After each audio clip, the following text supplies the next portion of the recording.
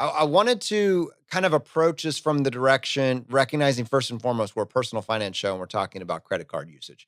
And what's funny about the conversation that we're actually having right now is it was one of the very first conversations that Brad and I had at a little burger joint here in Richmond, Virginia.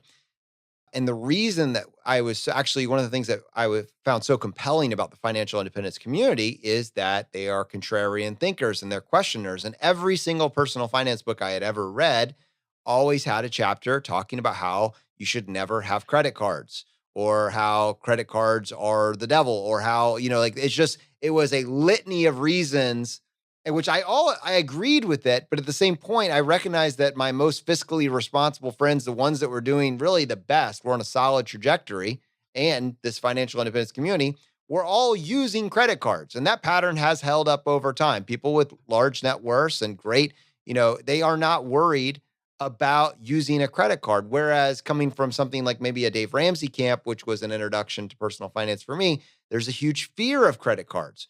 And I just didn't feel that way personally. And I thought that there was a room here. And so, kind of bringing all of that potential baggage in with me and then getting a chance to talk to Brad, one of the first places to start is really like, Brad, is this too good to be true, which we just talked about? But then, like, who is this good for? Like, does this ever go wrong? Like, what's the downside of this? And so, Brad, in terms of our question, someone's listening to this, they're coming thinking, like, no, I heard credit cards. I'm about to switch the episode. Like, that's it. Like, who is this for? Who is this not for? And why is it okay for us, but maybe not for someone else, you know? Yeah, I think it comes all down to something I kind of alluded to before, which is we are responsible with our credit cards. And this is certainly, obviously, we know many, many millions of people get in trouble with credit cards and they carry a balance and they pay significant interest. This is not for that person, right? That's a 5 alarm fire. You've got to pay off your credit card debt. Do not even think about travel rewards. That, maybe down the road at some point, but figure that out, right? That truly is a your hair is on fire type financial situation.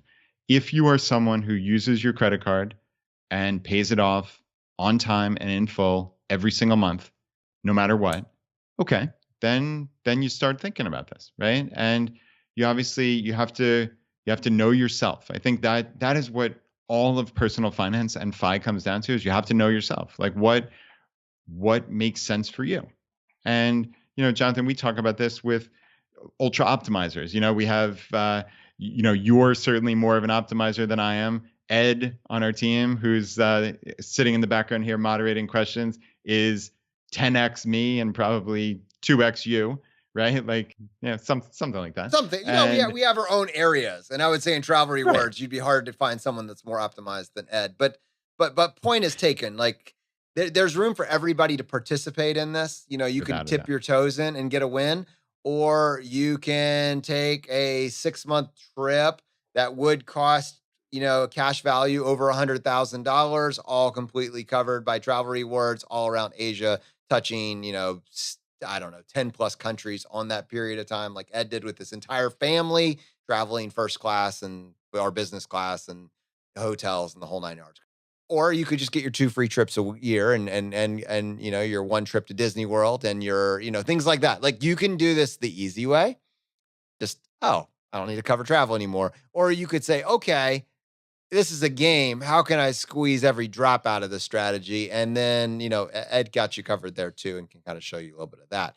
But, Brad, to your point that you made earlier, as we kind of start to flesh this out and start bringing in questions, the key to this whole thing is to kind of understand the framework for this and then really to start planning early. The destination is like, if you don't necessarily start your travel rewards journey with like the exact date and trip in mind. You might for some people, but generally it's going to be helpful to already have the points aggregated up and then give yourself that lead time to work for. So a little bit of nuance there. I kind of crossed a couple things, but generally you want to get points. You want to get points that are flexible. And then you want to, as you start to get a sense for where your trip's going to be, you want to narrow in on what you need to add to supplement that.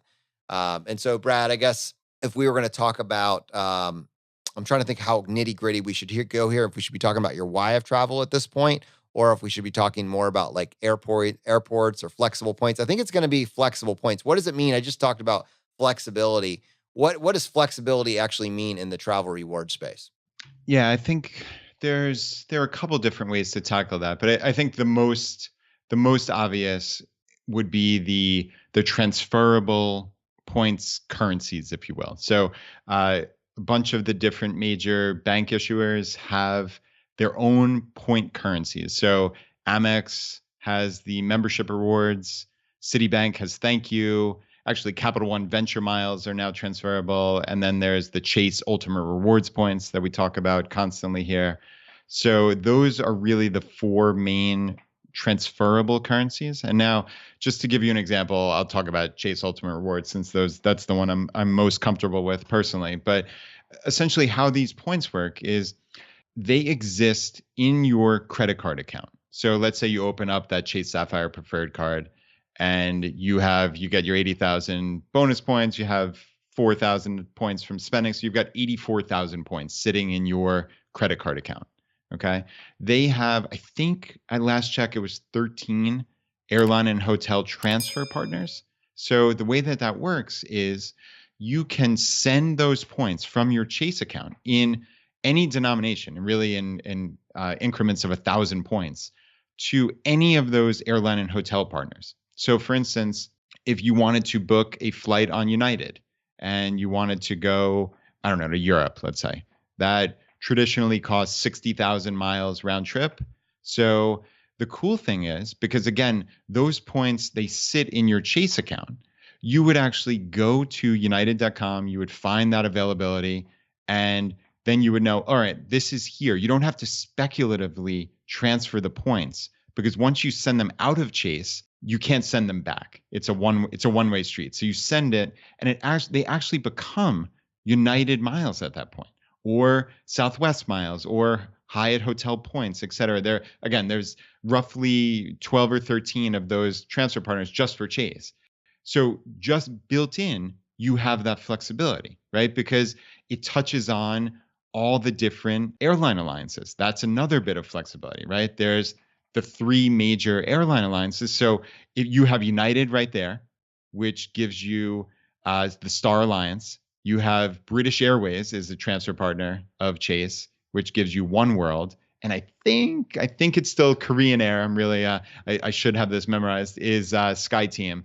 Ed will probably put in our notes here specifically what it is. But last check, it was Korean Air. So that actually gives you flexibility to book on any of those airline alliance partners. So again, it's flexibility upon flexibility. And I know that sounds confusing when you hear that, but it's not confusing at all. Like that's the beautiful thing is you just go to united.com and you search for a flight. And if it's on one of their alliance partners, it most likely is going to show up on just their simple search engine. There's always more complexity if you want. But for people like me, for regular people who just want to book a flight, like this is the 80-20 analysis. This might even be the 95-5 analysis of this is, you get the access to every Star Alliance member just by having United miles. So really just by having Chase Ultimate Rewards, because at a moment's notice, you can send them from Chase to United.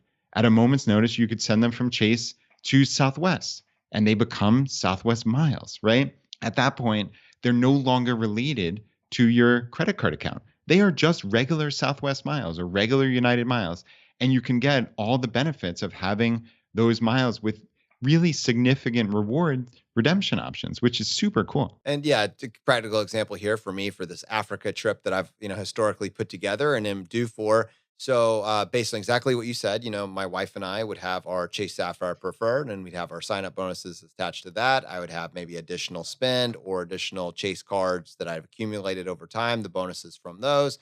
And then, once the bonus has been earned, maybe you're continuing to use the card and you're earning points and all of that.